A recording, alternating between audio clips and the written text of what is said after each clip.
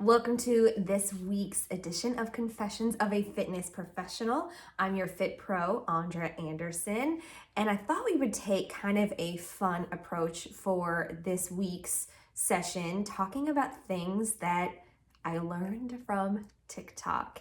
Now, these are not fitness related, they're more life related. And the first confession is that I don't even have a TikTok account. I don't. Like elder millennials across the world, watch TikToks when they are turned into reels on Instagram and Facebook. So I don't even see them on TikTok. I do not have a TikTok. I did have a TikTok, but then was encouraged to delete it. So I did, and I haven't looked back. And not knocking TikTok, I think it's fantastic. I'm in the probably maybe the minority of elder millennials in thinking that social media is actually really beneficial.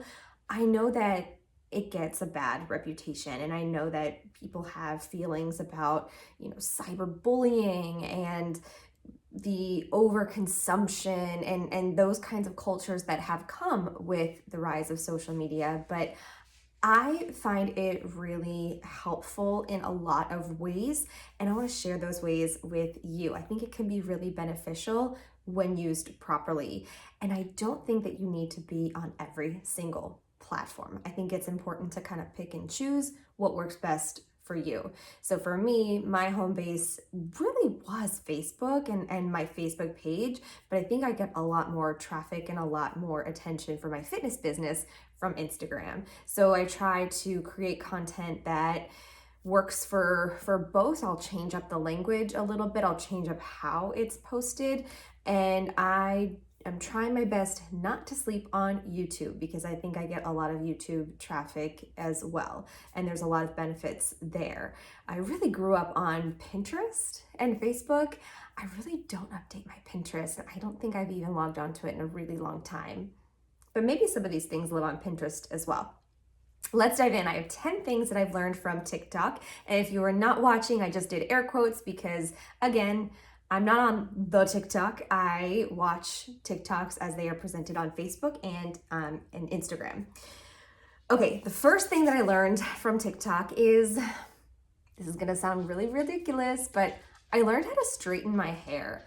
So it's not something that I ever really spent time on growing up. If you can hear the little pitter patter, my puppy has just joined. It's not ever something I spent time on when I was growing up. I never did a lot of things with my hair. I honestly usually just let it air dry and just left it. I've never done a lot of crazy things with my hair, but about a year ago, I decided I wanted to change that. And it was gonna be part of my 2024 New Year's resolution, but a hack I learned on TikTok is if you want to accomplish something in the next year, start in October or November. So I did. I decided to buy a straightener. So I researched, I found one that was affordable, that I liked, that had a couple of cool features, and got a good deal on it. And I learned how to straighten my hair, and I've used that periodically. I don't do it every single day, but I'll probably do it once a week, and sometimes a really good straightening session can last me a couple of days.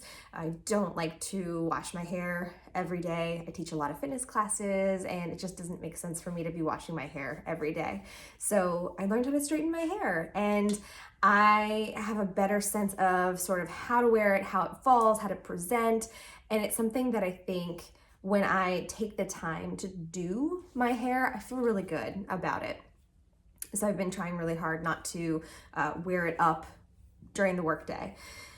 So I learned how to straighten my hair from TikTok. I honestly just saw, instead of sitting through, I could have looked up a longer how-to video, but I just saw quick snippets of just people talking. The get ready with me posts were honestly how I figured it out, but they would just, a couple of different techniques, they would be doing it, and that's how I picked it up. So love that. The second thing that I learned from TikTok is feta pasta. Okay, if you have not done this yet, this is your sign. And I am not a big, my dog is really trying to make this very hard. Cora, come on, go, go, go. I'll be with you in 1 minute. She knows what's happening after this. That's why she's here. Bye-bye. Feta pasta. Okay, coming back to it. So I'm not a huge cheese person. I'm a recovering cheese person, but this is insane. So you would use this in place of a pasta sauce. So what you do is you take a block of feta and you put it into a baking dish. I like to use a glass, so a clear baking dish. You then take cherry tomatoes, which I slice in half, but you can just throw the cherry tomatoes in. You put some olive oil, salt, pepper, any kind of herbs or seasonings that you want to put on it, and you bake it in the oven. And then separately, while that's baking, you make whatever pasta you want. So you cook the pasta to your liking, and then when the pasta is done and when the baking dish is done, you put the pasta in the baking dish and you mix it all up. And that is, I'm not even kidding, one of the easiest, best, quick pasta dishes I've ever made. And I like to make it and have it for the whole week. If you haven't tried it, I highly recommend it. It is so good. So good. You can add, if you want to add some proteins in there, I did a bed of spinach on the bottom of each of my bowls. So as I would reheat it during the week, the spinach would cook. I've added chicken into it before. I've added additional things like olives into it before, but it's really good, basic on its own. So delicious. Another thing I learned, so number 3 from TikTok, don't knock it till you try it. And this is coming from somebody who, before seeing this trend, was not a soda girly, but now I love a little treat. I can't do it every day. You take Diet Coke, preferably fountain Diet Coke, and you put coconut cream into it. The Coffee Mate coconut cream, and the unicorn out there is to find the sugar-free one. Oh my gosh, game changer. It is so good. I can't even. And this is somebody who is not a big soda drinker. I'm just not a big soda drinker, but when you put that coconut creamer in, oh, it's so good. So good. On a similar note, another thing that I have discovered is, or through TikTok, another thing I've learned is, so usually in the morning I will make a protein shake. That's how I'll start my day. So sometimes it's spinach, banana, and protein powder. Lately it's been one of those Premier protein shakes. I'll do the spinach and the banana and do the Premier protein shake, throw it in, mix it up, good to go. But then I have a container of a shake that I'll have to go and clean. So if I'm traveling and I'm not coming home that night, what I'll do is I'll go get 2 shots, sometimes 3 shots of espresso in a venti cup, and then I'll pour the Premier protein into that. So it's like espresso plus the protein shake. It's protein espresso. It is amazing. I've tried it with the pumpkin one and vanilla, and both of those have been really good. So it's a fantastic way to combine your coffee and your breakfast on the go, and I love it. Highly recommend. And all you do is just get those 2 or 3 espresso shots, some ice, and get the big cup, the venti. Not tried it with a Trenta. Oh my gosh, the venti is perfect, the perfect size for it. Another thing I've learned from TikTok is the use of Thrive Causemetics. So I have never been good at figuring out makeup, but I have been seeing these, I wish I had one on me, the turquoise applicators. They're just like, all these people were using makeup that was turquoise. And I'm like, what is this makeup? What is it? And it's this great cruelty-free, really good products, really natural, a lot of different shades, a lot of different applications. And I started getting really into doing my makeup. Nothing, terribly extravagant. I don't do highlights or bronzer or anything like that. I'm not there yet. But I've been really loving using it on my eyes, and it gives this little extra glow. I just feel like it really accentuates and really highlights, and it's so easy to use. And I never would have even looked for it or considered it had I not seen people using it in their Get Ready With Me videos. I think really most of these are probably from the Get Ready With Me videos, the really quick 15 to 30 second. And I'm like, what is it that you have? What are you doing? How are you doing that? So I love it. And I started with the mascara and just sort of branched off from there. And I've been loving their lip gloss. Their blush is not my favorite, but it's great on the go. It's so compact. I'm trying really hard for an upcoming trip to be very minimal in my packing, and they make little really easy to carry cosmetics, and you don't have a ton of brushes and powdery things that could potentially, fall apart and break. It's just a really easy way to travel and have your makeup that makes you feel great. So I love it. Something else I learned from TikTok is to peel bananas from the bottom, not from the stem at the top, to peel from the bottom. And then you don't have all of those stringy things. It is so much easier to peel. The peel comes off. You don't have the little smooshy part at the bottom that you end up giving to your dog. So much easier. Try it. Give it a try.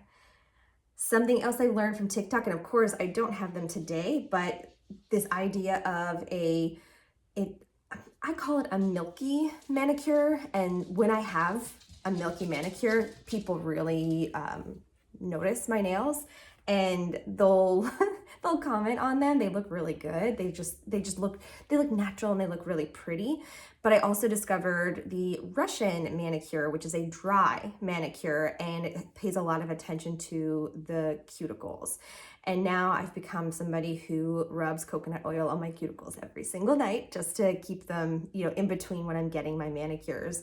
So TikTok introduced me to the really milky, pretty manicures and the Russian manicure, which I'm a huge fan of. Huge fan of. TikTok has also shown me how other people live. And it's something that it's just a curiosity, how most recently I'm thinking about, there are individuals who will share their lives, like how they get around. Like there are a couple of people that I follow who are blind, for example, and they kind of just make these videos and show how they do it, and how people who are in wheelchairs, how they get around. And it makes me more aware, and it makes me notice more when a building is not accessible, and it makes me kind of look around and think about it. And I feel like that is just something that makes us better human beings, to have awareness of the things that we wouldn't otherwise know about, and maybe to have a little more empathy or compassion for others. See, social media can be a good thing, a good thing. Number 9, travel hacks and travel essentials. I have purchased so many things from watching TikTok videos of how people travel, little gadgets. So let me think. The most recent things I've purchased, I got this really cute, I don't even take medicine, but I take a vitamin every day, and I do like an allergy pill. So I found these really cute pill holders. I found that from watching a Get Ready With Me travel essential. There's this one thing I really love. It goes over the handle of your roller bag, and it has a pouch for 2 coffee drinks, basically. So when we aren't running behind, I've become the person who gets to the airport not even a few minutes before the plane leaves. But when we do have a little bit of time, I like to get a coffee, and it's really awkward to have your roller bag, to hold your phone out, to have them scan it as you're walking in, and to have coffee in your hand. So this, you put on the roller bag, and it's a little Velcro thing, and it just holds your coffee in place. And there's also a spot you can put your phone. It has a couple of cubbies, and it folds up really compact and easy, so you can just take it with you. That has been really cool. I'm pretty sure the last 2 suitcases I purchased were things that I saw from people's travel essential TikToks. What else have I purchased I have an electronics pouch that I found. And sometimes I don't purchase the exact thing that I see, but it gives me the idea of, oh wow, that would really make this so much easier. And we've gotten really a lot better about being more minimal with packing and only bringing the essentials. I try really hard not to overpack. We are carry-on travelers, so anytime I can find any kind of a hack or something that will be helpful, I'm doing it. And the last thing, number 10, that I've learned from TikTok, and this one's just silly, but I get like royal updates, I get my news from TikTok. I'm not gonna lie, I don't watch the news. I watch what's on social media, which is maybe is a bad thing because you're sort of seeing what you want to see. But I've been able to get like royal updates, but then also people will post short little videos of like Taylor Swift or at the different concerts, and that's the kind of stuff I'm just not going to get to. So it's kind of fun to see, to like feel like you're there and to follow along and be part of it, even though you're not actually in the space. So those are the things that I have learned from TikTok, and I maintain that social media is and can be really beneficial. It can make us more aware, it can teach us things, it can help us grow. And I love it. Feel free to drop some things, share some links, or drop comments on what you've learned from TikTok. Or if you're like me, an elder millennial, and you see TikToks on Facebook and Instagram, that counts too.